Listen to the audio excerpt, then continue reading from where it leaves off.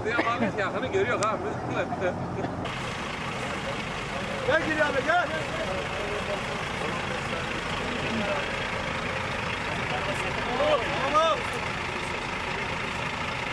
Adana'da yaklaşık 120 bin dekar karpuz alanı bulunmakta. Ortalama 7-8 ton civarında karpuz hasat edilmekte. Yalnız bu karpuzlar, bu ilk karpuzlar 3-3,5 ton civarında ortalama verimle hasatı devam ediyor. Ve ülkemize hayırlı olmasını temenni ediyoruz. Ülkemizde 4 milyon ton karpuz üretilmekte. Bunun %25'lik civarı da ilimizde üretilmekte, 1 milyon tona yakını. Ve Türkiye'deki ilk karpuz hasatı da ilimizde başlamakta. İnşallah üreticimiz için bereketli, hayırlı bir yıl olur. Bol kazançlar diliyoruz. Karpuz kontrol ekiplerimiz var, kırım kontrol ekipleri.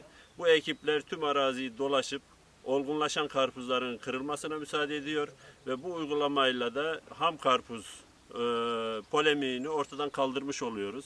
Valiliğimizin başkanlığında tüm arazide yapılan kontroller günlük raporlanıyor ve bu raporlara göre de karpuz hasatı devam ediyor. Evet.